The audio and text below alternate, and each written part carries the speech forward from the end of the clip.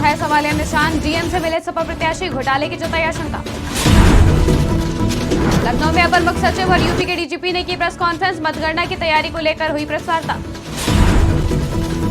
प्रयागराज में सैफुल अब्बास ने विपक्ष पर साधा निशाना, कहा सरकार चलाते हुए विपक्षी पार्टियों ने देश को लूटा। रायबरेली में मतगणना को लेकर सुरक्षा के किए गए इंतजाम। लोकसभा सीट रायबरेली से 8 प्रत्याशी मैदान में। नमस्कार, स्वागत है आपका आज की खबर में। मैं हूं आपके साथ महिमा शर्मा। बढ़ते हैं उत्तर प्रदेश की बड़ी खबरों की ओर। लोकसभा चुनाव 2024 खत्म होने के बाद 4 जून को देश भर में मतगणना होनी है। मतगणना से महज एक दिन पहले अलीगढ़ से समाजवादी पार्टी के प्रत्याशी चौधरी विजेंद्र सिंह से मतगणना स्थल पर तैनात बीएसएफ पर सवालिया निशान उठाए। चौधरी विजेंद्र सिंह का आरोप है कि बॉर्डर सिक्योरिटी फोर्स गृह मंत्री के अधीन होती है, जिससे कि अनहोनी की आशंका बनी हुई है। इसीलिए हटाने की मांग को लेकर हम डीएम साहब से मिले हैं। डीएम ने कहा है कि मैं गाइडलाइन से हटकर कहीं एक कदम भी नहीं रखूंगा और मैं यकीन दिलाता हूं कि आपको निष्पक्ष ईमानदारी से करना होगी। लेकिन मैं एक बात पूछना चाहता हूं चुनाव आयोग से। मंत्री बाबा की पुलिस है, यूपी और पीएसी, इसका मतलब है कि दिल्ली की सरकार को दिल्ली के चुनाव आयोग को बाबा की पुलिस पर, बाबा पे यकीन नहीं है क्या? जब पहले कभी नहीं लगा तो आज क्यों? अगर गाइडलाइन पुरानी है तो पहले क्यों नहीं लगा? अगर गाइडलाइन थी तो पहले क्यों नहीं लगा? 22 के चुनाव में नहीं लगा, उससे 19 के में नहीं लगा, कभी नहीं लगा। आज ये पहली बार ही परिपाटी क्यों हो रही है? इसीलिए हमें संदेह है कि दिल्ली सरकार के तमाम प्रभावशाली लोग, चाहे वो गृह मंत्री हो चाहे वो कोई और हो, ये जिलाधिकारियों पर दबाव देके कहीं तक भी जा सकते हैं। लोकसभा चुनाव की मतदान प्रक्रिया पूरी हो चुकी है। नतीजे कल यानी कि 4 जून को जारी किए जाएंगे। इस बीच मतगणना से पहले लखनऊ के अपर मुख्य सचिव दीपक कुमार और उत्तर प्रदेश के डीजीपी प्रशांत कुमार ने संयुक्त प्रेस कॉन्फ्रेंस की। इस दौरान दीपक कुमार ने कहा कि पूरी मतगणना की निगरानी सीसीटीवी से की जाएगी। हर केंद्र पर मीडिया सेंटर होगा। वहीं अपर मुख्य सचिव दीपक कुमार और उत्तर प्रदेश के डीजीपी प्रशांत कुमार ने आगे क्या कुछ कहा, आप भी सुनिए। जो व्यवस्था की गई है वो ताकतबंद है। सभी जगह धारा 144 लागू है। सभी से अपील है कि केवल पासधारक की मतगणना स्थल पर जाएं। अनावश्यक भीड़ लगाने वालों पर सख्त कार्रवाई की जाएगी। ये शासन इसमें बहुत स्पष्ट है। जिलों को यह निर्देश बिल्कुल स्पष्टता से दिया गया है।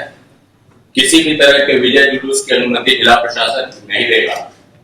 कोई प्रत्याशी विजय जुलूस के लिए दुराग्रह न करे।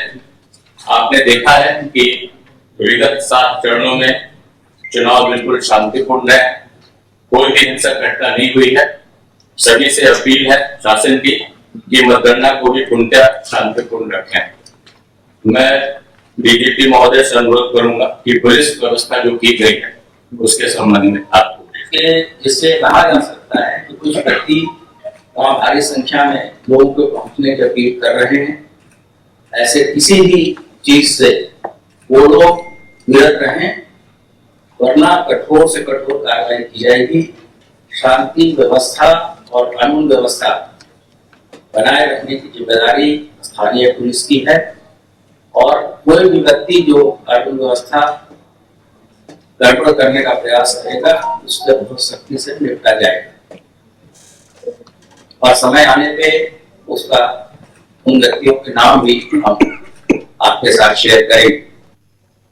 लोकसभा चुनाव 2024 का मतदान 7 चरणों में पूरा हो चुका है। वहीं कल यानी कि 4 जून को नतीजे भी सामने आ जाएंगे। लेकिन दूसरी तरफ एग्जिट पोल के आंकड़ों को देखकर बीजेपी कार्यकर्ता और पदाधिकारी एक दूसरे को मिठाई बांटकर खुशियां मना रहे हैं। अल्पसंख्यक मोर्चा काशी क्षेत्र के क्षेत्रीय मंत्री सैफुल अब्बास ने कहा कि देश की जनता जागरूक हो चुकी है। बीजेपी और पीएम मोदी के नेतृत्व में चलाई जा रही है जन कल्याणकारी योजनाओं का असर एक बार फिर देखने को मिल रहा है। इस दौरान उन्होंने विपक्ष पर जमकर निशाना साधा है।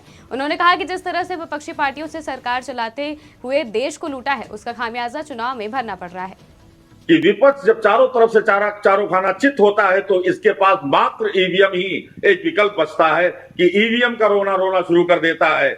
और जबकि ईवीएम एक पारदर्शी वोटिंग का यंत्र है जिसको कि पूरा विश्व जानता है कि ईवीएम क्या है और ईवीएम में के जरिए वोट पड़ती है, कितनी पारदर्शी अंदाज में पड़ती है, लेकिन उसके बावजूद भी उसको एक अपना हथकंडा बना रखा है विपक्ष ने। भारतीय जनता पार्टी की सरकार जो वापस आ रही है देश में तीसरी बार, ये गर्व की बात है भारतवासियों के लिए और भारतीय जनता पार्टी के कार्यकर्ताओं के लिए कि हमारे शीर्ष नेतृत्व और हमारी भारतीय जनता पार्टी की सरकार की जो योजनाएं थी, जो लॉ एंड ऑर्डर था, जो उनके विकास थे, जनता ने उसे स्वीकारा।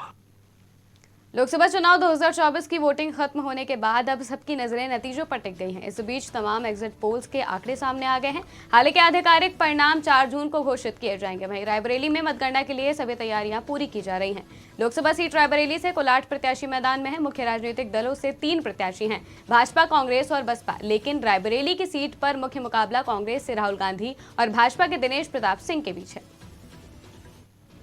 देखिए, हम सभी अभी ITI गोरा बाजार के प्रांगण में खड़े हुए हैं। जैसा कि आप सभी लोगों को विदित है, यहाँ पर मतगणना का जो कार्यक्रम है उसको संपन्न किया जाना है। संपूर्ण सुरक्षा व्यवस्था, CCTV कैमरा की व्यवस्थाओं के साथ और हीट वेव के दृष्टिगत हमारे जो पोलिंग पर्सनल है और साथ ही जो सम्मानित पॉलिटिकल पार्टी से आने वाले एजेंट्स और प्रत्याशी सभी लोग के लिए यहाँ पर हीट वेव से संबंधित व्यवस्थाएं करा ली गई हैं। सुरक्षा व्यवस्था पूरी करा ली गई है। विद्युत आदि सभी तरह की सुरक्षा के लिए व्यवस्था और समस्त इंतजाम करा लिए गए। कितने बजे से शुरू होगी मतगणना? मतगणना की जो कार्रवाई है वो 8 बजे से सुबह शुरू होगी और उसके लिए सभी हमारे जो कैंडिडेट्स हैं और उनके जो एजेंट्स हैं उन सभी लोगों को पूर्व सूचना भी दे दी गई है और सुबह 8 बजे से समय ये कार्रवाई। सुरक्षा व्यवस्था की दृष्टिगत आज अब हम ITI गोरा बाजार में है। 3 टायर सिक्योरिटी का इंतजाम किया गया है। यहाँ पर लगभग 1000 से ऊपर पुलिस वाले की ड्यूटी लगाई गई। राजपत्रित अधिकारी के नेतृत्व में कांस्टेबल, इंस्पेक्टर्स की ड्यूटी लगाई गई। जैसे कि आप लोग यहाँ पर देख रहे हैं, फायर के संदर्भ में भी सुरक्षा व्यवस्था के इंतजाम किए गए हैं। LIU की ड्यूटी लगाई गई और हमारा यही प्रयास है कल मतगणना। बहराइच में ऑपरेशन कन्वेंशन के तहत पुलिस ने आरोपी को न्यायालय में फांसी की सजा दिलाई। बता दें कि 21 फरवरी 2024 को कैसरगंज थाना क्षेत्र के गांव में 4 साल की मासूम से दरिंदगी की गई थी, जिसको लेकर पुलिस ने 3 महीने में विवेचना पूरी कर न्यायालय में बेहतर पैरवी की और पुलिस की पैरवी से आरोपी को फांसी की सजा भी मिली। मामले में प्रभावी पैरवी करने वाले सभी पुलिसकर्मियों को पुलिस अधीक्षक ने पुरस्कार देकर सम्मानित किया। जी 21 फरवरी 2024 को कैसरगंज में एक 6 वर्षीय बालिका के साथ बलात्कार और हत्या की घटना कारित की गई और जब सूचना हमें मिली थी तो बेटी जो पीड़िता थी उसकी माता ने आके बताया था कि वो जब बाजार गई तो उसके बच्ची जो खेल रही थी उस समय कहीं गायब हो गई, उसके बाद से नहीं मिल रही।